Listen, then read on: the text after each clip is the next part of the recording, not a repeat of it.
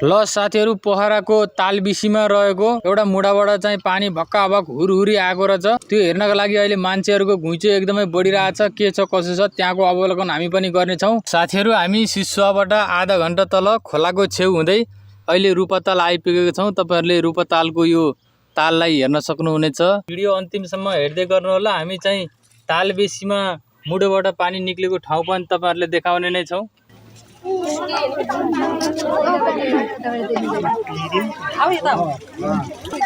अहिले अचानक एकाएक पोखराको रूपताल नजिकै रहेको तालबेसीमा एउटा मुढोबाट अचानक पानी निक्लिँदा त्यहाँ आश्चर्यजनक भएको छ र मान्छेहरुले चाहिँ त्यसलाई दैविक शक्ति हो कि के हो भनेर चाहिँ एकदमै उत्सुकताका साथ हेरिरहेका छन्। त्यहाँ एकदमै भिडभाड बढिरहेको छ।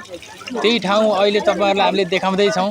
तपाईहरु अन्तिमसम्म यो भिडियोलाई हेर्दै गर्नु होला। रूपतालको विस्तार गर्ने क्रममा यहाँ 3 वटा डोजरले यो मुढोलाई एकैचोटी खन्दा पनि यो मुढो खन्न नसकेको भन्ने कुरा सुन्नमा आएको छ।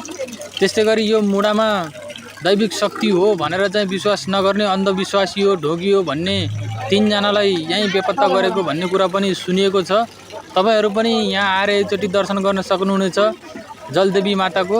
र यदि तपाई यहाँ आउन सक्छ छैन भने यही भिडियो मार्फत पनि तपाईले दर्शन गर्न सक्नुहुनेछ। जय जलदेवी माता, हर हर महादेव, जय शिव शंकर, जय भोले। यो ठुटेश्वर जलदेवीमा चाँडै नै मन्दिर बन्नुपर्छ। चाँडै नै मन्दिर बन्नुपर्छ र सरकारले पनि यसलाई संरक्षण गर्नुपर्छ र राष्ट्रियकरण गरेर यसलाई चाहिँ देशव्यापी विश्वभरि चाहिँ प्रख्यात गराउनुपर्छ। यहाँको मन्दिर भयो भने हाम्रो स्थानीय देवी देवताले पनि हामीलाई रक्षा गर्नेछन्।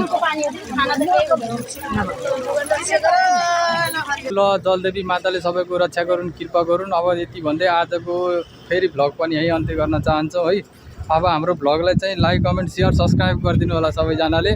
जय भगवान, टाटा।